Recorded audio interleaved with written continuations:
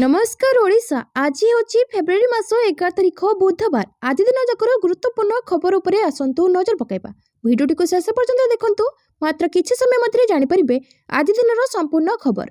ता पूर्व चैनल नुआ थिले चैनल को सब्सक्राइब करी पाखरे थिया बेल आइकन को ऑन करी रखंतु। परवर्ती खबर 250 नूतन एम्बुलेंस रो शुभारंभ कले मुख्यमंत्री मोहन माझी। ओडिशार कोण अनुकोण रे उन्नत स्वास्थ्य सेवा पहुंचाइबा पई मुख्यमंत्री मोहन माझी आज 250 टी नूतन एम्बुलेंस रो शुभारंभ करिसेंती। मिलिथिया सूचना मुताबिक राज्य सरकार 111 कोटी टंका विनियोग रे 428 टी नूतन एम्बुलेंस जरूरीकालीन सेवा जोड़ाको निष्पत्ति नेइथिले। एही क्रम रे प्रथम पर्याय 150 टी एम्बुलेंस लोकार्पित होई सारिथिया बेले आज द्वितीय पर्याय आउ 250 टी नूतन एम्बुलेंस रो लोकार्पण करा जायछि। एथिरे विमान बंदर निमंते 5 टी और झारसुगुड़ा स्थित कार्डिया केयर हॉस्पिटल निमंते 2 टी अत्याधुनिक लाइफ सपोर्ट एम्बुलेंस रो व्यवस्था करा जायछि।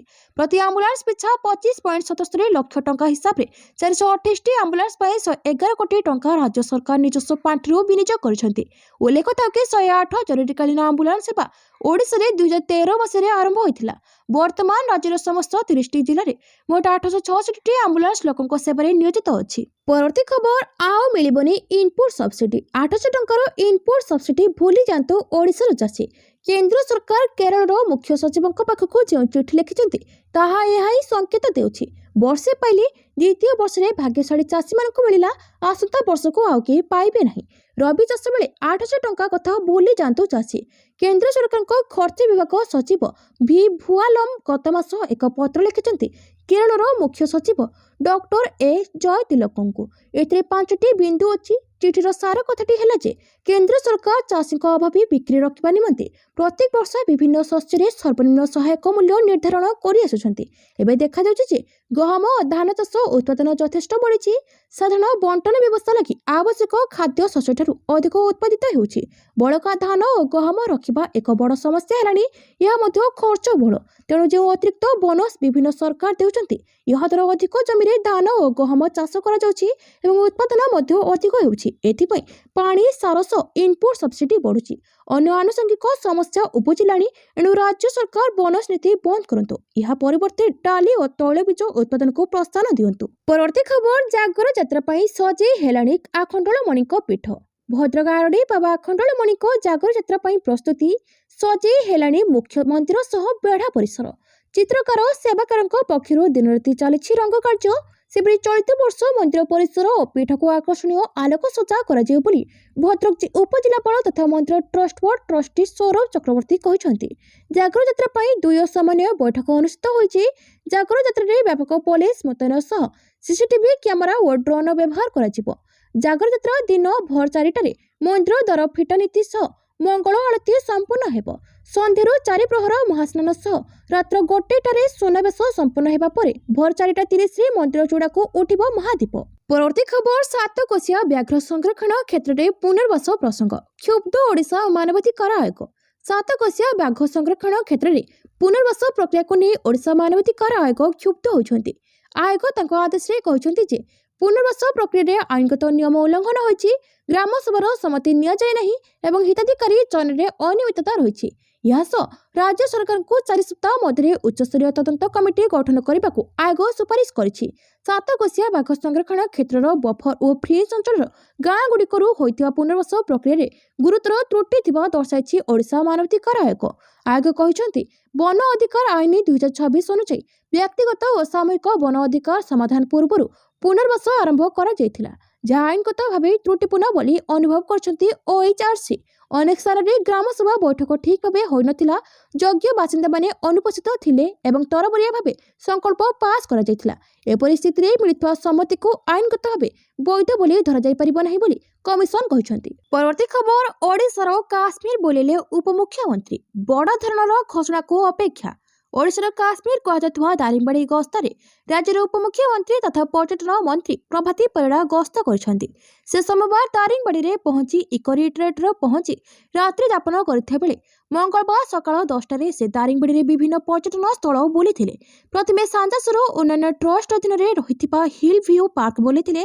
सेठार व्यू और पार्क रे नूतन वाच टावर को जाय सेठार इको रिट्रीट समेत पहाड़ जंगल को देखि खुशी हेबा सह सेल्फी पॉइंट और तार उन्नति पाई जिलापाल वेदभूषण ट्रस्टर अध्यक्ष तथा बालेगुड़ा उपजिलापाल प्रणीता दास बीडीओ प्रीतिरंजन रथों सह आलोचना करथिले। परे सेठारु कॉफी बगीचा और डुलरी पाइन बण बुली देखिथिले। एने उपमुख्यमंत्री प्रभाती परिड़ा तांको प्रतिक्रिया रे कहिसंती, मु समस्त पर्यटन क्षेत्र रे संपर्क रे अधिकारीक सह आलोचना करी एहार विकास पाई कोन पदक्षेप नियाजिबो से नै खबरदाता सम्मेलन रे कहिबि बोली कहिसंती। से पर्यटन क्षेत्र बुलिबा परे श्रानिकेता पंचायत दंडीमाठारे स्ट्रॉबेरी चाष देखिबा पाई जाइथिले। परवर्ती खबर, गुरुवार भारत बंद, ओडिशा रे पड़िबो बंदर प्रभाव, एही सब सेवा हेबो प्रभावित। केंद्र ट्रेड यूनियन द्वारा कृषक संगठन गुड़िकर दृढ़ समर्थन सहित देशव्यापी धर्मघट डाकरा दिया। फेब्रुआरी 12 तारिख अर्थात गुरुवार भारत में व्यापक बाधा उपजिबार संभावना रही। यह धर्मघट विभिन्न राज्य में दैनंदिन जीवन को प्रभावित करिबो बोली आशा करा जाउछि, जहाँ बैंकिंग सेवा, परिवहन एवं साधारण व्यावसायिक कार्यकलाप को प्रभावित करिबो। विशेषकर सरकारी क्षेत्र प्रतिष्ठान रे किछि अंचल रे शिक्षानुष्ठान बंद रही पारे। विरोध प्रदर्शन हेउଥିବା अंचल रे बजार एवं दुकान गुड़िक बंद रही पारे। सेभଳି किछि स्थान रे संभाव्य चक्का जाम भली स्थिति देखा मिलिबो। ओडिशा रे मध्य भारत बंदर प्रभाव देखा मिल पारे। भारतीय वाणिज्य संघ केंद्र, all India trade union Congress, Indian national trade union Congress, Hind मजदूर सभा, ऑल इंडिया केंद्रीय वाणिज्य संघ एलपीएफ एवं यूटीयूसी समेत देशव्यापी प्रमुख वाणिज्य संघगुड़िक यह धर्मघट को डाकरा देछंती। परवर्ती खबर, ब्रह्मपुर पूर्वतन विधायक विक्रम पंडा को स्वास्थ्य खराब, एमकेसीजी मेडिकल भर्ती। ब्रह्मपुर एमकेसीजी मेडिकल पूर्वतन विधायक विक्रम पंडा विक्रम को पेटरे गॉल ब्लाडर स्टोन और पाइल्स चिकित्सा एमकेसीजी पहुंची। विक्रम कोर्टर अनुमति पर आज एमकेसीजी मेडिकल से भर्ती होती। विक्रम को मेडिसिन किंबा सर्जरी विभाग वार्ड में भर्ती कर। बीजेडी नेता मदन जली एमकेसीजी मेडिकल भर्ती होती। मदन को गोड़े पूर्व होता अस्त्रोपचार समस्या जो एमकेसीजी अणाई। एमकेसीजी मेडिकल अस्थि शल्य विभाग में मदन को भर्ती करागला। आईनजीवी पीतबास पंडा हत्या घटना गिरफ हो ब्रह्मपुर जेल में अच्छा विक्रम पंडा और मदन दले। परवर्ती खबर, मैट्रिक और युक्त 2 परीक्षा रे कॉपी कले 5 वर्ष जेल एवं 10 लाख टंका जरिमाना। परीक्षा रे कॉपी कले 5 वर्ष जेल एवं 10 लाख टंका जरिमाना देबाकू पड़ी पारे। मैट्रिक और युक्त 2 परीक्षा पई कड़ा सुरक्षा व्यवस्था होईछि। कॉपी रखिबाकू व्यवहार हेबो एआई एवं क्यूआर कोड। एआई कैमरा नजरे रहिबो परीक्षा केंद्र। प्रश्नपत्र रे रहिबो क्यूआर कोड। आसंता फेब्रुआरी 18 रु युक्त 2 एवं फेब्रुआरी 19 रु मैट्रिक परीक्षा आरंभ होबाकू जाउछि। ओडिशार प्राय 9 लाख रु अधिक छात्रछात्री ए परीक्षा देबे। परीक्षा को स्वच्छ एवं कॉपीमुक्त करबा पई माध्यमिक शिक्षा परिषद एवं उच्च माध्यमिक शिक्षा परिषद पक्षरु व्यापक व्यवस्था करा जायछि। प्रथम क्यूआर कोड और वाटरमार्क प्रति प्रश्नपत्र प्रतिटी पृष्ठरे क्यूआर कोड एवं यूनिक सीरियल नंबर रहिबो। यदि केही प्रश्नपत्र फोटो उठाई भाइराल करे तेबे से क्यों सेंटर एवं क्यों परीक्षार्थींकर ताहा मात्र किछि मिनिट मध्यरे जणा पड़िबो। द्वितीय एआई कैमरा नजरे रहिबो परीक्षा हब सेंटर गुड़िकर आर्टिफिशियल इंटेलिजेंस युक्त सीसीटीवी कैमरा लागिबो। या परीक्षा हॉल कोनोसी अस्वाभाविक गतिविधि को तुरंत चिन्हट करि परिबो। परवर्ती खबर, मुख्य शासन सचिवंक सह मिलर संघर मीटिंग, फिटिला समाधान बाट, एबे उठिबो धान। धान उठाण समस्या नहीं मिलर एसोसिएशन सह मुख्य शासन सचिवंक बैठक। सीएस अनुगर्ग प्रतिश्रुति पर धान उठाण जारी रहिबो बोली कहले मिलर एसोसिएशन सभापति। मात्र केंद्र चाउल उठा नथिबारु धान उठाण रे सामान्य विलंब होउछि बोली से अभियोग करछन्ति। से आहरी मध्य कहछन्ति ए बाबतरे मुख्य शासन सचिव केंद्र सरकार को जणाइछन्ति। आलोचना चलेछि, खूब शीघ्र चाउल उठिबो, तेणु ताहापरे धान किणा त्वरित हेबो। यास विगत 2 वर्षर दाबी जेमितिक चाउल उठिबा आदि प्रसंग रे आलोचना होइछि। मिलिंग चार्जेस वृद्धि पई आमर दाबी रहिछि। मुख्य शासन सचिव को समस्त मिलर्स को डाटा प्रदान करिछु। ए समस्या शीघ्र समाधान हेबो बोली आशा रखिछि। या छडा वर्तमान सुधा राज्य रे गत वर्षठु अधिक धान उठिछि। टार्गेट पूर्ण हेबा साय समस्त धान उठियो बोली मिलर एसोसिएशन सभापति कहिसंति। परवर्ती खबर, चलित वर्ष समस्त रेकर्ड भागिबो खरा, सतर्क कराइलेनी विशेषज्ञ। धीरे धीरे विदाय नेउछि शीत ऋतु आउ एबेठु ग्रीष्म तार उपस्थिति जणाइलाणी। फेब्रुआरी द्वितीय सप्ताह दिल्लीर तापमात्रा 26 डिग्री सेल्सियस रे पहुंची जाइछि एवं मास शेष सुधा यह 30 डिग्री छुई पारे। एथि अनुमान कर जाउछि जे मार्च, एप्रिल एवं जून जुलाई मासरे देशर बहु अंचल भयंकर गरमर सामना करि पारे। पाणीपाग विशेषज्ञ मानक मतरे 2024-25 रेकर्ड भंगा पर गरम पर एबे 2026 रे मध्य साधारण अधिक तापमात्रा रहिबार आशंका रही। यह प्रभाव 2028 पर्यंत जारी रही पारे, जार प्रमुख कारण प्रशांत महासागर एल निनोर सक्रियता और जलवायु परिवर्तन। ଭାରତୀୟ ପାଣିପାଗ ବିଭାଗ ଅନୁସାରେ ଦେଶର ବହୁ ରାଜ୍ୟର ଦିନ ଓ ରାତିର ତାପମାତ୍ରା ଦୁହେଁ ବଢ଼ିବା ଆରମ୍ଭ କରିଛି। ଏହି ପରିସ୍ଥିତିରେ ପାଣିପାଗ ବିଜ୍ଞାନୀମାନେ ଅନୁମାନ କରୁଛନ୍ତି ଯେ 2026 ବର୍ଷ 2023, 24 ଓ 2025 ପରି ଅତ୍ୟଧିକ ଗରମ ବର୍ଷ ହୋଇପାରେ। ଏହାର ପଛରେ ଉଚ୍ଚସ୍ତରର କାର୍ବନ ଡାଇଅକ୍ସାଇଡ୍ ନିଷ୍କରଣ ଓ ଏଲ୍ ନିନୋର ପୁନଃ ସକ୍ରିୟତାକୁ ମୁଖ୍ୟ କାରଣ ବୋଲି ଧରାଯାଉଛି। ପରବର୍ତ୍ତୀ ଖବର, ସବୁ ରାଜ୍ୟ ରାଜପଥକୁ 4 ଲେନ୍ କରିବା ପାଇଁ ତ୍ୱରିତ ପଦକ୍ଷେପ ନେବାକୁ ନିର୍ଦ୍ଦେଶ। ଯଶସ୍ୱୀ ପ୍ରଧାନମନ୍ତ୍ରୀ ଓଡ଼ିଶାର ବିକାଶ ନେଇ ଯେଉଁ ଲକ୍ଷ୍ୟ ରଖିଛନ୍ତି ତାହାକୁ କାର୍ଯ୍ୟକାରୀ କରିବାକୁ ହେଲେ ଆମ କାର୍ଯ୍ୟର ଗତିକୁ ବଢ଼ାଇବାକୁ ପଡ଼ିବ। ଏଥିସହିତ 2036 ସୁଦ୍ଧା ବିକଶିତ ଓଡ଼ିଶା ଗଠନ ନେଇଥିବା ସଂକଳ୍ପକୁ କାର୍ଯ୍ୟକାରୀ କରିବାକୁ ହେଲେ ସବୁ ରାସ୍ତାଘାଟ ଓ ଭିତ୍ତିଭୂମି ପ୍ରକଳ୍ପକୁ ତ୍ୱରିତ ବେଗରେ ଆଗେଇ ନେବାକୁ ପଡ଼ିବ। ଏଥିଲାଗି ଆଧୁନିକ ସଫ୍ଟୱେୟାର ଓ ଜ୍ଞାନକୌଶଳକୁ ଉପଯୋଗ କରି ନିଜର ଦକ୍ଷତାର ପରିଚୟ ଦେବା ପାଇଁ ଆଇନ, ପୂର୍ତ୍ତ ଓ ଅବକାରୀ ମନ୍ତ୍ରୀ ଶ୍ରୀ ପୃଥ୍ୱୀରାଜ ହରିଚନ୍ଦନ ପୂର୍ତ୍ତ ବିଭାଗର ବରିଷ୍ଠ ଅଧିକାରୀ ଏବଂ ଇଞ୍ଜିନିୟର ମାନଙ୍କୁ ନିର୍ଦ୍ଦେଶ ଦେଇଛନ୍ତି।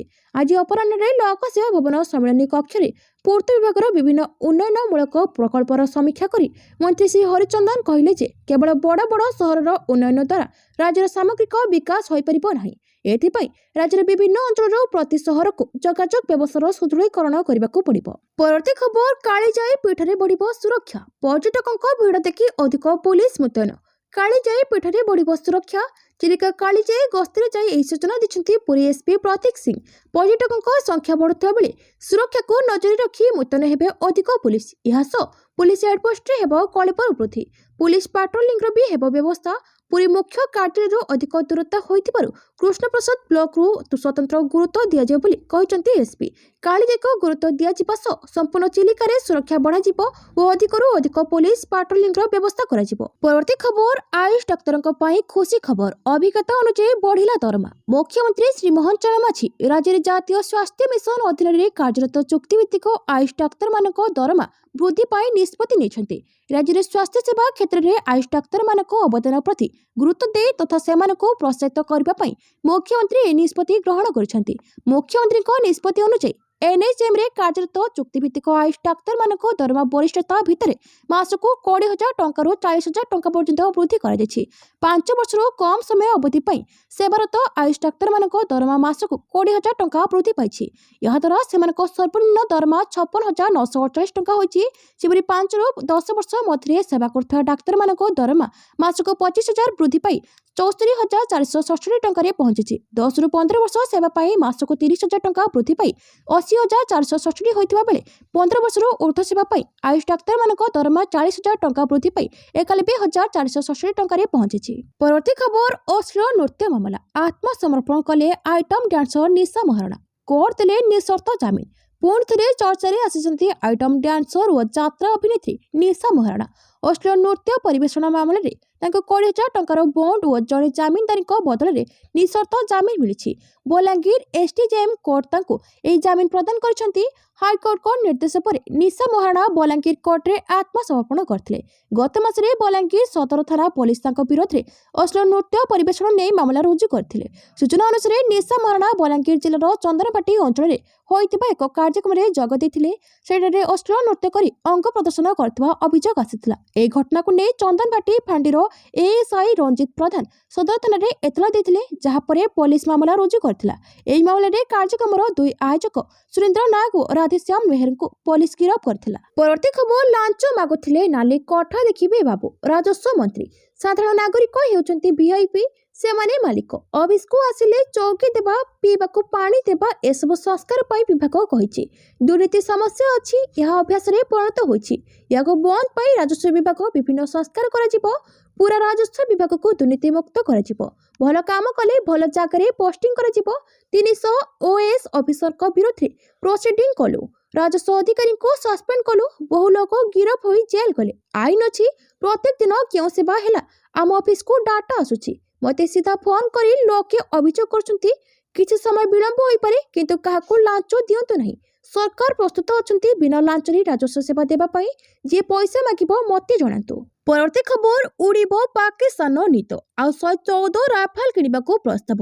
ଭାରତୀୟ ବାୟୁସେନା ଆଉ 114 ରାଫେଲ ଯୁଦ୍ଧ ବିମାନ କିଣିବ। एथिपाई वायुसेना पक्षरु डिफेन्स एक्विजिशन काउंसिल को प्रस्ताव दिया। फ्रांस राष्ट्रपति एमानुएल मैक्रों भारत गस्त पूर्व वायुसेना प्रतिरक्षा मंत्री राजनाथ सिंह नेतृत्वाधीन डीएसी को यह प्रस्ताव देव बोली सोमवार सूचना देछि। राष्ट्रपति मैक्रों नुआदिल्ली आयोजन हेबाकु जाउथिबा एआई सम्मेलन में जोग देबाकु चलित मास 15 ରୁ 17 पर्यंत भारत गस्तरे आसुछंती। वायुसेना रखिथिबा प्रस्ताव मध्य 114टी राफेल मध्य 18टी फ्रांस रो आमदानी कराजिबो। बाकी 96 विमान घरोई उद्योग सहयोगिता भारत में निर्माण कराजिबो। एथिबे मोट 3.25 लाख कोटी टंका व्यय कराजिबो।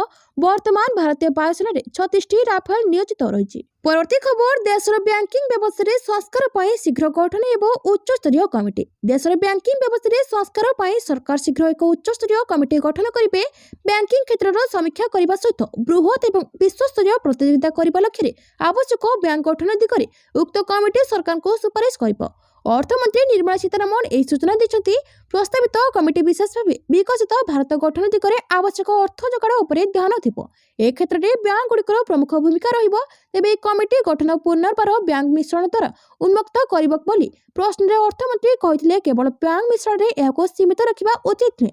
विकसित भारतर पांठि आवश्यकता पई बैंक गुड़िक बड़ हेबा आवश्यक। विकसित भारत लक्ष्य हासिल करबाको हेले अर्थ बैंक ऋण एवं साधारण लोकक निकट रे बैंक पहुंचीबा आवश्यक बोली से कहिसंती। परवर्ती खबर ओम बिरलाको नारे अनस्था नोटिस चला कांग्रेस दूरी रहिला टीएमसी। भारतीय जातीय कांग्रेस लोकसभा बाचस्पति विरोध में मोर्चा खोली देछि।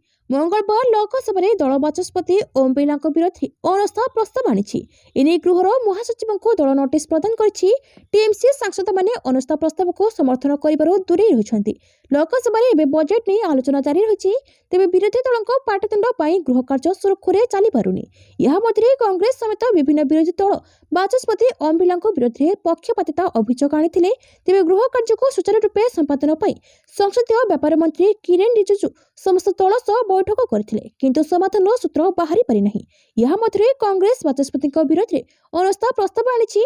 दल एने लोकसभा महासचिव को नोटिस प्रदान करिछि। परवर्ती खबर अंधार होजिबो बांग्लादेश शीघ्र बकेया टंका पैठ करने को अदानी ग्रुप चेतावनी। आसंता फेब्रुआरी 12 तारिख में बांग्लादेश साधारण निर्वाचन। एही निर्वाचन पूर्व बांग्लादेश को बड़ झटका लगी। अदानी ग्रुप बांग्लादेश विद्युत विकास बोर्ड को एक चिठी लिखि बकेया बिल पैठ करने को दाबी करिछि। अदानी ग्रुप चेतावनी देछि जे यदि बकेया पैठ न कराए तेबे विद्युत जोगाण बंद हो पारे। रिपोर्ट अनुसार जनवरी 29 तारिख में अदानी पावर लिमिटेड उपाध्यक्ष अविनाश अनुराग बकेया बिल प्रदान संपर्क में पीडीपी अध्यक्ष को एक चिठी लिखिथिले। से चिठी रे उल्लेख कर विद्युत केन्द्र में नियमित कार्यक्षमता जारी रखिबा पई तुरंत 112.7 मिलियन डॉलर पैठ करने आवश्यक। एही मोट परिमाण रे गत वर्ष जून मासरे 53.2 मिलियन डॉलर, अक्टोबर मासरे विद्युत जोगाण पई 68.6 मिलियन डॉलर बकेया अंतर्भुक्त। परवर्ती खबर महाकाशरू शत्रु उपरे नजर। स्वदेशी उपग्रह प्रजुक्ति रे भारतर बड़ सफलता। महाकाशरू शत्रु उपरे नजर। भारत घरोई महाकाश क्षेत्र में निजर क्षमता वृद्धि करुछि। अहमदाबाद स्थित आजिस्ता इंडस्ट्रीज प्राइवेट लिमिटेड यार एरोस्पेस वर्टिकल माध्यम एक उपग्रह को कक्षपथ में वस्तुगुड़िकर चित्र उत्तोलन कर स्वदेशी क्षमता प्रदर्शन करिछि। प्रथम थर पर कौन घरोई क्षेत्र कक्षपथ में अन्य वस्तुर फटो उठाइबार स्वदेशी क्षमता प्रदर्शन करिछि। भारतर महाकाश परिस्थितिगत सचेतनता बा कक्षपथ गुप्तचरी को सुदृढ़ करने दिगरे यह एक गुरुत्वपूर्ण पदक्षेप बोली विवेचना करा जाउछि। आजिस्टार यह प्रदर्शन केवल एक वैश्विक सफलता नुहे, यह प्रमाणित करिछि जे संपूर्ण भाव में भारत में विकसित स्वदेशी एल्गोरिथम, इलेक्ट्रो ऑप्टिकल सिस्टम और सैटेलाइट इंजीनियरिंग द्वारा कक्षपथ में वस्तुगुड़ी को ट्रैक और चिन्हट करने व्यवहार कर। परवर्ती खबर भारत सरकार गुरुत्वपूर्ण पदक्षेप। ठीक समय काम न कार्यानुष्ठान। भारत सरकार संप्रति सरकारी कर्मचारी उत्तरदायित्व सुनिश्चित करने एक गुरुत्वपूर्ण पदक्षेप नहीं। सरकार केंद्र सचिव स्तर में अधिकारी एक व्यापक स्कोर कार्ड सिस्टम कार्यकारी कर। नूतन सिस्टम अनुसार अधिकारी केवल मूल्यांकन उपरे नुहे बरं स्थिर मानदंड उपरे मूल्यांकन कर। व्यतीत मानदंड गुड़िक मूल्यांकन आधार में पॉइंट प्रदान कर। कैबिनेट सचिवालय द्वारा ଆରମ୍ଭ ହୋଇଥିବା ଏହି ସିଷ୍ଟମ ଯୋଗ୍ୟତା ଏବଂ ଅବହେଳା ଉଭୟର ମୂଲ୍ୟାଙ୍କନ କରିବ। ଏକ ରିପୋର୍ଟ ଅନୁସାରେ ବରିଷ୍ଠ ଅଧିକାରୀମାନଙ୍କୁ 100 ପଏଣ୍ଟ ସ୍କେଲରେ ମୂଲ୍ୟାଙ୍କନ କରାଯିବ। ଏଥିରେ ଅନେକ ପାରାମିଟର ଅନ୍ତର୍ଭୁକ୍ତ। ଗୁରୁତ୍ୱପୂର୍ଣ୍ଣ କଥା ହେଉଛି ଏହି ରିପୋର୍ଟ କାର୍ଡରେ ନକାରାତ୍ମକ ମାର୍କିଂ ଏବଂ ବିବେଚନାମୂଳକ ମାର୍କିଂ ଅନ୍ତର୍ଭୁକ୍ତ। ରିପୋର୍ଟ ଅନୁଯାୟୀ ପ୍ରଧାନମନ୍ତ୍ରୀ ମୋଦି ବାରମ୍ବାର ସରକାରୀ କାର୍ଯ୍ୟରେ ବିଳମ୍ବ ଦୂର କରିବା ଉପରେ ଗୁରୁତ୍ୱାରୋପ କରିଛନ୍ତି ଏବଂ ଏହି ସିଷ୍ଟମକୁ ଏହି ଦୃଷ୍ଟିରୁ କାର୍ଯ୍ୟକାରୀ କରାଯାଇଛି। ପରବର୍ତ୍ତୀ ଖବର ଆସିବ ନୂଆ ମୋବାଇଲ ଆପ୍ଲିକେସନ। ୟୁପିଆଇ ଜରିଆରେ ଉଠାଇ ହେବ ଇପିଏଫ୍ ଟଙ୍କା। କର୍ମଚାରୀ ଭବିଷ୍ୟନିଧି ପାଣ୍ଠି ସଂଗଠନ ଏହାର ହିତାଧିକାରୀଙ୍କ ଲାଗି ଶୀଘ୍ର ଏକ ମୋବାଇଲ ଆପ୍ଲିକେସନ ଆଣିବ। ଏହାଦ୍ୱାରା ୟୁପିଆଇ ଜରିଆରେ ଇପିଏଫ୍ଓ ଟଙ୍କା ଉଠାଇ ହେବ। ମନି କଣ୍ଟ୍ରୋଲ ରିପୋର୍ଟ ମୁତାବକ ଇପିଏଫ୍ର ଏହି ଆପ୍ଲିକେସନ ଚଳିତ ବର୍ଷ ମାର୍ଚ୍ଚ ଏପ୍ରିଲରେ ଆସିବାକୁ ଯାଉଛି। ବର୍ତ୍ତମାନ ଏହାର ପରୀକ୍ଷଣ ହେଉଛି। ଇପିଏଫ୍ଓ ଆପ୍ଲିକେସନ ଉମଙ୍ଗ ଆପ୍ଲିକେସନ ଠାରୁ ଭିନ୍ନ ରହିବ। ଆପ୍ଲିକେସନଟି ହିତାଧିକାରୀଙ୍କ ବ୍ୟାଙ୍କ ଆକାଉଣ୍ଟ ସହ ଲିଙ୍କ ରହିବ। ଏହା ସହ ଏହା ଭୀମ୍ ଏବଂ ଅନ୍ୟ ୟୁପିଆଇ ଆପ୍ଲିକେସନ ସହ ମଧ୍ୟ ଯୋଡ଼ି ହେବ। ଫଳରେ ସଦସ୍ୟମାନେ ଭବିଷ୍ୟନିଧି ଅର୍ଥକୁ ୟୁପିଆଇ ଜରିଆରେ ସିଧା ବ୍ୟାଙ୍କ ଆକାଉଣ୍ଟକୁ ସ୍ଥାନାନ୍ତର କରିବାର ସୁବିଧା ପାଇବେ। ଏଥିଲାଗି ସଦସ୍ୟଙ୍କୁ ଆପ୍ଲିକେସନରେ ଲଗ୍ଇନ୍ କରିବାକୁ ହେବ। ଏହାଦ୍ୱାରା ସଦସ୍ୟ ନିଜର ଯୋଗ୍ୟ ଇପିଏଫ୍ ବାଲାନ୍ସ ଦେଖିପାରିବେ। ୟୁପିଆଇ ପିନ୍ ଦେଇ ନେଣଦେଣକୁ ସମ୍ପୂର୍ଣ୍ଣ କରିପାରିବେ। ଅର୍ଥ ତୁରନ୍ତ ଯୋଡ଼ି ହୋଇଥିବା ବ୍ୟାଙ୍କ ଆକାଉଣ୍ଟକୁ ଆସିଯିବ। ପାସବୁକ୍ ବାଲାନ୍ସ ଚେକ୍ କରିବା ଭଳି ଅନ୍ୟ ସେବା ମଧ୍ୟ ଏହି ଆପ୍ଲିକେସନରେ ମିଳିବ। ପରବର୍ତ୍ତୀ ଖବର ଟି20 ବିଶ୍ୱକପ। ପତ୍ନୀ ପରିବାର ସହିତ ରହିପାରିବେନି ଭାରତର ଖେଳାଳିମାନେ। ବିସିସିଆଇ ତାର କଠୋର ନୀତିରେ କୌଣସି ପ୍ରକାରର ପରିବର୍ତ୍ତନ କରିନାହିଁ। ଚଳିତ ଟି20 ବିଶ୍ୱକପ କ୍ରିକେଟରେ ଭାରତୀୟ ଖେଳାଳିମାନେ ପତ୍ନୀ ଓ ପରିବାର ସହିତ ରହିପାରିବେନି ବୋଲି ନିର୍ଦ୍ଦେଶନାମା ଜାରି କରାଯାଇଛି। ଇଣ୍ଡିଆନ୍ ଏକ୍ସପ୍ରେସ ରିପୋର୍ଟ ଅନୁସାରେ ଟିମ୍ ମ୍ୟାନେଜମେଣ୍ଟ ଖେଳାଳିଙ୍କ ପରିବାରକୁ ସାମିଲ କରିବା ପାଇଁ ବିସିସିଆଇକୁ ଅନୁମତି ମାଗିଥିଲେ। ବୋର୍ଡ ଏବେ ଏହାକୁ ସ୍ପଷ୍ଟ ଭାବେ ମନା କରିଦେଇଛି। 45 ଦିନ ମଧ୍ୟରେ ଅତି ବେଶୀରେ 14 ଦିନ ପରିବାର ସହିତ ରହିବା ପାଇଁ ଅନୁମତି ପ୍ରଦାନ କରାଯାଇଛି। ଯାହାକୁ ନେଇ କେତେକ ଖେଳାଳି ଅସନ୍ତୁଷ୍ଟ ରହିଛନ୍ତି। ଯଦି ଖେଳାଳିମାନେ ଚାହିଁବେ ସେମାନେ ନିଜ ଆଡୁ ସ୍ୱତନ୍ତ୍ର ବ୍ୟବସ୍ଥା କରିବେ। ଏଥିପାଇଁ ବିସିସିଆଇ ପକ୍ଷରୁ କୌଣସି ସହଯୋଗ ପ୍ରଦାନ କରାଯିବ ନାହିଁ। ଟି20 ବିଶ୍ୱକପରେ ଭାରତ ଗ୍ରୁପ ଷ୍ଟେଜର 3ଟି ମ୍ୟାଚ୍ ଘରେ ଏବଂ ଗୋଟିଏ ମ୍ୟାଚ୍ କଲମ୍ବୋରେ ଖେଳିବ। ପୂର୍ବରୁ ବିସିସିଆଇ ପୂର୍ବରୁ ଦ୍ୱିପାକ୍ଷିକ ସିରିଜ୍ ନେଇ ମଧ୍ୟ ଏହି କଠୋର ନୀତି ଲାଗୁ କରିଥିଲା। ପରବର୍ତ୍ତୀ ଖବର ଭାରତର ସାହାରା ଲୋଡୁଛି ରୁଷ। କର୍ମକ୍ଷେତ୍ରରେ ଲୋକଙ୍କ ଅଭାବ ପୂରା କରିବ ଭାରତ। ୟୁକ୍ରେନ ସହ ଯୁଦ୍ଧ ଓ ଆମେରିକାର ପ୍ରତିବନ୍ଧକ ଯୋଗୁଁ ରୁଷ ବର୍ତ୍ତମାନ ଏକ ଗୁରୁତର ସଙ୍କଟର ସମ୍ମୁଖୀନ ହେଉଛି। ବର୍ତ୍ତମାନ କର୍ମକ୍ଷେତ୍ରରେ କାମ କରିବା ପାଇଁ ଶ୍ରମିକଙ୍କ ଅଭାବ ଦେଖାଦେଇଛି ଏବଂ କାମ କରିବା ପାଇଁ ରୁଷ ପର୍ଯ୍ୟାପ୍ତ ଲୋକ ଖୋଜି ପାଉନାହିଁ। ତେଣୁ ଏହି ଅଭାବ ପୂରଣ କରିବା ପାଇଁ ରୁଷ ଭାରତ ଉପରେ ଆଶା ରଖିଛି। ରୁଷ ରାଷ୍ଟ୍ରଦୂତ ଡେନିସ୍ ଆଲିପୋଭ୍ ଏହି ସମ୍ପର୍କରେ ଏକ ପ୍ରମୁଖ ବିବୃତ୍ତି ଦେଇଛନ୍ତି। ରୁଷର ରାଷ୍ଟ୍ରଦୂତ ଡେନିସ୍ ଆଲିପୋଭ୍ କହିଛନ୍ତି, ବର୍ତ୍ତମାନ ରୁଷରେ 70,000ରୁ ଅଧିକ ଭାରତୀୟ କାମ କରୁଛନ୍ତି ଏବଂ ଭବିଷ୍ୟତରେ ଏହି ସଂଖ୍ୟା ବୃଦ୍ଧି ପାଇବାର ଆଶା କରାଯାଉଛି। ବାଣିଜ୍ୟ ଓ ଅର୍ଥନୈତିକ ସମ୍ପର୍କରେ ଦୁଇ ଦେଶର ଆଗ୍ରହ ବୃଦ୍ଧି ପାଇବା ସହିତ ଏହି ସଂଖ୍ୟା ଆହୁରି ବୃଦ୍ଧି ପାଇବ। ଏହା ମାନବିକ ଓ ବ୍ୟବସାୟିକ ସମ୍ପର୍କକୁ ମଧ୍ୟ ମଜବୁତ କରିବ। ଏହି ପଦକ୍ଷେପ ଦୁଇ ଦେଶ ମଧ୍ୟରେ ଗଭୀର ସହଯୋଗ ଓ ବୁଝାମଣାକୁ ପ୍ରତିଫଳିତ କରେ। ପରବର୍ତ୍ତୀ ଖବର ଚନ୍ଦ୍ରଯାନ 4 ପାଇଁ ଖୁସି ଖବର। ଜହ୍ନରେ ସବୁଠୁ ସୁରକ୍ଷିତ ଲ୍ୟାଣ୍ଡିଂ ସ୍ଥାନ ଚିହ୍ନଟ କଲା ଇସ୍ରୋ। ଚନ୍ଦ୍ରଯାନ 4 ମିଶନ ପାଇଁ ଚନ୍ଦ୍ରପୃଷ୍ଠରେ ସୁରକ୍ଷିତ ଅବତରଣ ସ୍ଥଳୀ ପାଇଛି ଇସ୍ରୋ। ଚନ୍ଦ୍ରର ଦକ୍ଷିଣ ମେରୁ ନିକଟରେ ଅବତରଣ କରିବ ଚନ୍ଦ୍ରଯାନ 4। ଚନ୍ଦ୍ରଯାନ 2 ଅର୍ବିଟରରେ ମିଳିଥିବା ଫଟୋ ଆଧାରରେ ବୈଜ୍ଞାନିକମାନେ ମନ୍ସ ମାଉଣ୍ଟେନ୍ କ୍ଷେତ୍ରକୁ ଅବତରଣ ପାଇଁ ଉପଯୁକ୍ତ ବୋଲି କହିଛନ୍ତି। ମନ୍ସ ମାଉଣ୍ଟେନ୍ ଚନ୍ଦ୍ରର ଦକ୍ଷିଣ ମେରୁ ନିକଟରେ ସ୍ଥିତ ପ୍ରାୟ 6,000 ମିଟର ଉଚ୍ଚ ପାହାଡ଼। ଏହାର ଶିଖରରେ ଆପାତତଃ ସମତଳ, ଯାହା ମହାକାଶଯାନର ଅବତରଣ ଲାଗି ଅନୁକୂଳ। ତଥାପି ଅବତରଣ ସ୍ଥଳୀକୁ ନେଇ ଚୂଡ଼ାନ୍ତ ନିଷ୍ପତ୍ତି ମିଶନ ଲଞ୍ଚ ପୂର୍ବରୁ ନିଆଯିବ। ମନ୍ସ ମାଉଣ୍ଟେନ୍ରେ ଅଧିକ ସମୟ ସୂର୍ଯ୍ୟାଲୋକ ପଡ଼ୁଥିବାରୁ ଏହା ବୈଜ୍ଞାନିକଙ୍କ ପାଇଁ ଗୁରୁତ୍ୱପୂର୍ଣ୍ଣ ହୋଇଛି। ପରବର୍ତ୍ତୀ ଖବର ବାଂଲାଦେଶକୁ ବଡ଼ ଆଶ୍ୱସ୍ତି। ଶୁଳ୍କ ହ୍ରାସ କଲା ଆମେରିକା। ନିର୍ବାଚନ ପୂର୍ବରୁ ବାଂଲାଦେଶକୁ ବଡ଼ ଆଶ୍ୱସ୍ତି ମିଳିଛି। ସୋମବାର ଦିନ ଦୁଇ ଦେଶ ମଧ୍ୟରେ ସ୍ୱାକ୍ଷରିତ ଏକ ବାଣିଜ୍ୟ ଚୁକ୍ତି ଅନୁଯାୟୀ ଆମେରିକା ବାଂଲାଦେଶ ଉପରୁ 19%କୁ ଶୁଳ୍କ ହ୍ରାସ କରିଛି। ହ୍ୱାଇଟ୍ ହାଉସ୍ ଦ୍ୱାରା ଜାରି ଏକ ବିବୃତ୍ତି ଅନୁଯାୟୀ ଆମେରିକା ଏବେ ବାଂଲାଦେଶୀ ଉତ୍ପାଦ ଉପରେ ପାରସ୍ପରିକ ଶୁଳ୍କ 20%ରୁ 19%କୁ ହ୍ରାସ କରିଛି। ଆମେରିକା ଓ ବାଂଲାଦେଶ ମଧ୍ୟରେ ହୋଇଥିବା ନୂତନ ବାଣିଜ୍ୟ ଚୁକ୍ତି ଅନୁଯାୟୀ ଉଭୟ ଦେଶ ଶୁଳ୍କ ହ୍ରାସ କରିବା ଓ ନିବେଶ ବୃଦ୍ଧି କରିବାକୁ ରାଜି ହୋଇଛନ୍ତି। ବାଂଲାଦେଶ ରାସାୟନିକ ପଦାର୍ଥ, ଚିକିତ୍ସା ଉପକରଣ, ଯନ୍ତ୍ରପାତି, ଯାନବାହନ ଓ ଏହାର ପାର୍ଟସ, ଆଇସିଟି ଉପକରଣ, ଶକ୍ତି ଉତ୍ପାଦ, ସୋୟା, କ୍ଷୀର, ଗୋମାଂସ, କୁକୁଡ଼ା, ବାଦାମ ଓ ଫଳ ସମେତ ଆମେରିକୀୟ ଶିଳ୍ପ ଏବଂ କୃଷି ଉତ୍ପାଦଗୁଡ଼ିକୁ ସ୍ୱତନ୍ତ୍ର ରିହାତି ପ୍ରଦାନ କରିବ। ଅନ୍ୟପଟେ ଆମେରିକା ବାଂଲାଦେଶରୁ ଆସୁଥିବା କିଛି ବୟନ ଓ ପୋଷାକ ଉତ୍ପାଦ ଉପରେ ଶୂନ୍ୟ ଶୁଳ୍କ ଲାଗୁ କରିବାକୁ ପ୍ରତିଶ୍ରୁତି ଦେଇଛି। ପରବର୍ତ୍ତୀ ଖବର ଗ୍ରୀନ୍ ହାଇଡ୍ରୋଜେନ୍ ମିଥାନଲ କେନ୍ଦ୍ର ପାଲଟୁଛି ଓଡ଼ିଶା। ନୌପରିବହନ କ୍ଷେତ୍ର ଇନ୍ଧନ ଚାହିଦା ପୂରଣ ଲକ୍ଷ୍ୟ। इंटरनेशनल मैरिटाइम ऑर्गेनाइजेशन जहाजगुड़िक लगी सबुज इंधन व्यवहार को कड़ाकड़ी कर फल नौपरिवहन क्षेत्र में ग्रीन मिथेनॉल भित्तिक इंधन चाहिदा बढ़ी। एभली स्थित में ओडिशा एवं द्रुत अभिवृद्धिशील ग्रीन हाइड्रोजेन मिथेनॉल केन्द्र भाव रूपांतरित होउछि। राज्य में अक्षय शक्ति उत्पादन संभावना बंदर भित्तिक दृढ़ भित्तिभूमि जो देश विदेश कंपानी गुड़िक ए क्षेत्र में राज्य में निवेश आगभर होउछन्ति। सूचना मुताबक ग्रीन हाइड्रोजेन एवं मिथेनॉल क्षेत्र में राज्य 70,000 कोटी 1 लाख कोटी निवेश प्रस्ताव पाई। पारादीप धामरा और गोपालपुर में प्रकल्प गुड़िक आसवाक जाउछि। ଏହି ପ୍ରକଳ୍ପ ଗୁଡ଼ିକ କାର୍ଯ୍ୟକ୍ଷମ ହେଲେ ରାଜ୍ୟର ଗ୍ରୀନ୍ ମିଥେନଲ୍ ଉତ୍ପାଦନ କ୍ଷମତା ଆଗାମୀ କିଛି ବର୍ଷରେ ବାର୍ଷିକ 2 ରୁ 3 ନିୟୁତ ଟନ୍ ଛୁଇଁବ। 1 ଟନ୍ ଗ୍ରୀନ୍ ମିଥେନଲ୍ ଲାଗି 1 ରୁ 1.2 ଟନ୍ ଗ୍ରୀନ୍ ହାଇଡ୍ରୋଜେନ୍ ଆବଶ୍ୟକତା ହୋଇଥାଏ। ସେଭଳି 5 ରୁ 6 ଗିଗାୱାଟ୍ ସୌର ଏବଂ ପବନ ଶକ୍ତି ଏହି ୟୁନିଟ୍ ଗୁଡ଼ିକର ଶକ୍ତି ଚାହିଦା ପୂରଣ ଲାଗି ଯୋଜନା ହେଉଛି। ପରବର୍ତ୍ତୀ ଖବର 54,000 କୋଟିର ସାଇବର ଠକେଇକୁ ଡକାୟତି କହିଲେ ସୁପ୍ରିମକୋର୍ଟ। ନିୟମାବଳୀ ଆଣିବାକୁ କେନ୍ଦ୍ରକୁ ନିର୍ଦ୍ଦେଶ। साइबर ठकेई नुहे तो डकायती सोमवार डिजिटाल गिरफ्तारी माध्यम 54,000 कोटी साइबर ठकेई को सुप्रीमकोर्ट डकायती बोली कहते। एभली अपराध को रोकने आरबीआई बैंक और दूरसंचार विभाग भली विभिन्न पक्षों परामर्श कर एक एसओपी आने केंद्र सरकार को निर्देश देते। सारा देश में डिजिटाल गिरफ्तारी संपर्कित एक जनस्वार्थ मामलार शुणाणी कर CJI justice Suryakant, justice Joymalya Bagchi और जस्टिस एनवी अंजारिया खंडपीठ कहते अर्थ अनेक छोट राज्यर बजेट ठारू अधिक एभली अपराध बैंक अधिकारी संपृक्ति किंबा दायित्वहीनता जोगु होई पारे। एभली क्षेत्र में आरबीआई एवं बैंक पक्षरु त्वरित कार्यानुष्ठान ग्रहण करा जिबा उचित। आरबीआई पक्षरु एथिलागि एक एसओपी बनाइछि। सेतिरे साइबर ठकेईको रोकिबाकू बैंक गुड़िक डेबिट कार्ड को अस्थायी रूपे होल्ड करिबार प्रावधान रहिछि। परवर्ती खबर नोइला पाकिस्तान 15 फेब्रुआरी हेबो Bharat Pakistan high voltage match. Cricket प्रेमी बड़ खबर 2026 टी20 विश्वकप रे भारत और पाकिस्तान मध्य हेबाक हाई वोल्टेज मैच को नहीं चली अनिश्चिततार अंत घटी। दीर्घ दिन डेडलॉक पर पाकिस्तान सरकार निज क्रिकेट बोर्ड को भारत विपक्ष में खेलने अनुमति देते।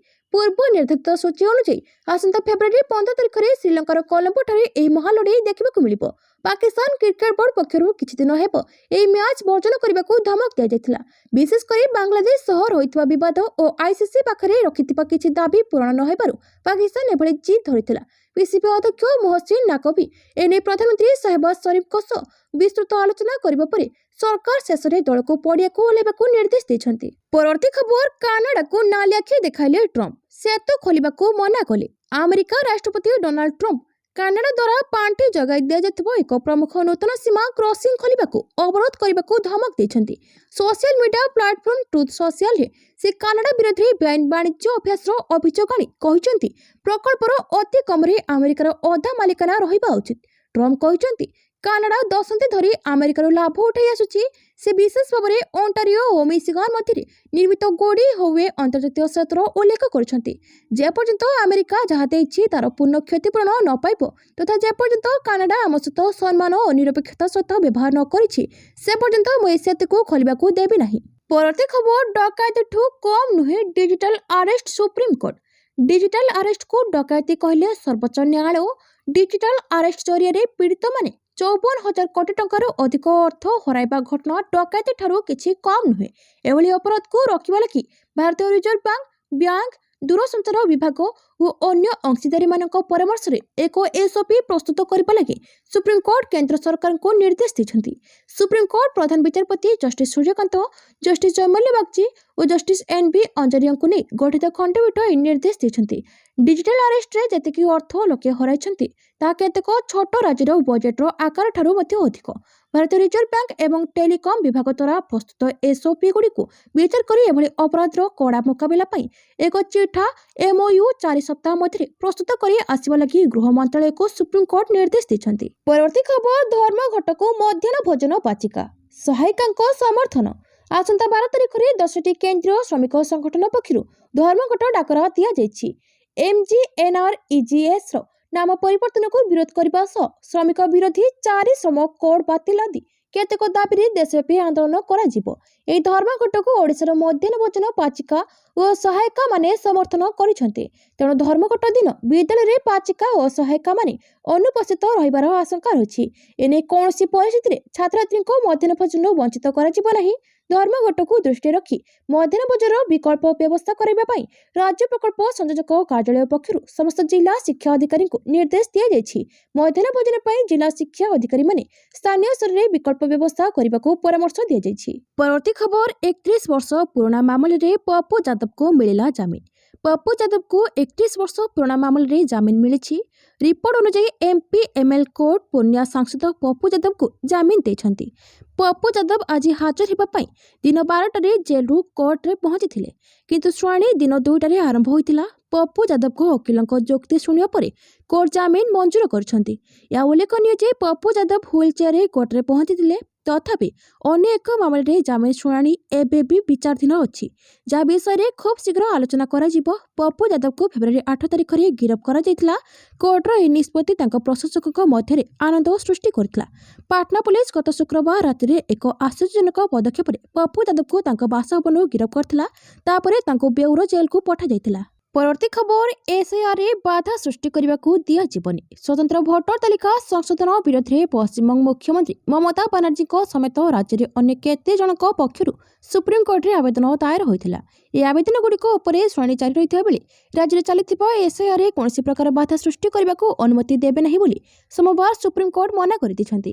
ପ୍ରଧାନ ବିଚାରପତି ଜଷ୍ଟିସ୍ ସୂର୍ଯ୍ୟକାନ୍ତ, ଜଷ୍ଟିସ୍ ଜୟମାଲ୍ୟା ବାଗ୍ଚି ଓ ଜଷ୍ଟିସ୍ ଏନ୍ଭି ଅଞ୍ଜାରିଙ୍କୁ ନେଇ ଗଠିତ ଖଣ୍ଡପୀଠ ପଶ୍ଚିମବଙ୍ଗରେ ଏସ୍ଆଇଆର୍ ସମ୍ପର୍କିତ ଆବେଦନଗୁଡ଼ିକର ଶୁଣାଣି କରିଥିଲେ। ଏଥିରେ ଅନ୍ୟ ପ୍ରସଙ୍ଗଗୁଡ଼ିକ ମଧ୍ୟରେ ତାର୍କିକ ଅସଙ୍ଗତି ତାଲିକାରେ ଭୋଟରମାନଙ୍କୁ କିପରି ବର୍ଗୀକୃତ କରାଯାଇଛି ତାହା ଚ୍ୟାଲେଞ୍ଜ କରୁଥିଲା। ମମତା ଦୀର୍ଘ ଦିନ ହେଲା ଏସ୍ଆଇଆର୍ ନେଇ ନିର୍ବାଚନ ଆୟୋଗଙ୍କ ସହିତ ମୁହାଁମୁହିଁ ହେଉଥିବା ବେଳେ ଗତ ସପ୍ତାହରେ ସୁପ୍ରିମକୋର୍ଟରେ ବ୍ୟକ୍ତିଗତ ଭାବେ ହାଜର ହୋଇ ନିଜ ଆବେଦନ ଉପରେ ପକ୍ଷ ରଖିଥିଲେ। ଗଣତନ୍ତ୍ରର ସୁରକ୍ଷା ପାଇଁ ଏସ୍ଆଇଆର୍ ପ୍ରସଙ୍ଗରେ ହସ୍ତକ୍ଷେପ କରିବାକୁ ଅନୁରୋଧ କରିଥିଲେ।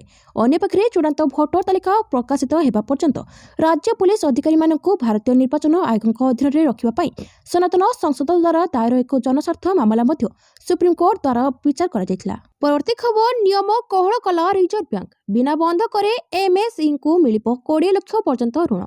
ଅଣୁ, କ୍ଷୁଦ୍ର ଓ ମଧ୍ୟମ ଉଦ୍ୟୋଗ ଗୁଡ଼ିକ ପାଇଁ ଭାରତୀୟ ରିଜର୍ଭ ବ୍ୟାଙ୍କ ଋଣ ନିୟମ କୋହଳ କରିଛି। ଏହାଦ୍ୱାରା ବ୍ୟାଙ୍କ ଅଣୁ ଓ କ୍ଷୁଦ୍ର ଉଦ୍ୟୋଗ ଗୁଡ଼ିକୁ 20 ଲକ୍ଷ ଟଙ୍କା ପର୍ଯ୍ୟନ୍ତ ଋଣ ବିନା ବନ୍ଧକରେ ଦେଇପାରିବେ। 20 ଲକ୍ଷ ଟଙ୍କା ପର୍ଯ୍ୟନ୍ତ ଋଣରେ କୌଣସି ବନ୍ଧକ ନ ନେବା ପାଇଁ ବ୍ୟାଙ୍କଗୁଡ଼ିକୁ କୁହାଯାଇଛି। ସେଭଳି କେଭିଆଇସି ଜରିଆରେ ପ୍ରଧାନମନ୍ତ୍ରୀ ନିଯୁକ୍ତ ସୃଜନ କାର୍ଯ୍ୟକ୍ରମରେ ଋଣ ନେଉଥିବା ସଂସ୍ଥା ବା ବ୍ୟକ୍ତିଙ୍କ ପାଇଁ ମଧ୍ୟ ଏହା ଲାଗୁ ହେବ। ଏଥିସହିତ ଏମ୍ଏସ୍ଇ ୟୁନିଟ୍ଗୁଡ଼ିକର ଅତୀତ ଇତିହାସ ଏବଂ ଆର୍ଥିକ ସ୍ଥିତିକୁ ଦେଖି ବ୍ୟାଙ୍କ ଋଣ ରାଶିକୁ 25 ଲକ୍ଷ ଟଙ୍କା ପର୍ଯ୍ୟନ୍ତ ମଧ୍ୟ ବୃଦ୍ଧି କରିପାରିବେ। ଏମ୍ଏସ୍ଏମ୍ଇ କ୍ଷେତ୍ର ପାଇଁ 2025 ଜୁଲାଇରେ ଜାରି ହୋଇଥିବା ସଂଶୋଧନରେ ଏନେଇ ପରିବର୍ତ୍ତନ କରାଯାଇଛି। 2026 ଏପ୍ରିଲ ପହିଲାରୁ ଏହି ନୂଆ ନିୟମ ଲାଗୁ ହେବ ବୋଲି ରିଜର୍ଭ ବ୍ୟାଙ୍କ ପକ୍ଷରୁ କୁହାଯାଇଛି। ପରବର୍ତ୍ତୀ ଖବର ହାଇକୋର୍ଟରେ ପିଓସିସି ସମ୍ପର୍କିତ ଜନସ୍ୱାର୍ଥ ମାମଲା ହେଲା ଖାରଜ। ବକେୟା ଚାଲାଣ ପୈଠ ନ କଲେ ମିଳିବନି ପିଓସିସି। ହାଇକୋର୍ଟରେ ପିଓସିସି ସମ୍ପର୍କିତ ଜନସ୍ୱାର୍ଥ ମାମଲା ହେଲା ଖାରଜ। ବକେୟା ଚାଲାଣ ପୈଠ ନ କଲେ ମିଳିବନି ପିଓସିସି। ହାଇକୋର୍ଟ ଦେଲେ ଗୁରୁତ୍ୱପୂର୍ଣ୍ଣ ରାୟ। ପିଓସିସି କରିବାକୁ ହେଲେ ଚାଲାଣ ପୈଠ କରିବାକୁ ବାଧ୍ୟ ବୋଲି ହାଇକୋର୍ଟ କହିଛନ୍ତି। ମୋଟରଯାନ ଆଇନ ଧାରା 167 ଉପଧାରା 12 ଅନୁଯାୟୀ ବକେୟା ଚାଲାଣ ଥିଲେ ପିଓସିସି ଆବେଦନ ହୋଇପାରିବ ନାହିଁ। ଏହା ସହିତ ମାମଲାର ଅନ୍ତ ଘଟାଇଲେ ହାଇକୋର୍ଟ। ସରକାରଙ୍କ ପକ୍ଷରୁ ଆଡଭୋକେଟ୍ ଜେନେରାଲ ପୀତାମ୍ବର ଆଚାର୍ଯ୍ୟ ମାମଲା ଯୁକ୍ତି ଉପସ୍ଥାପନ କରିଥିଲେ।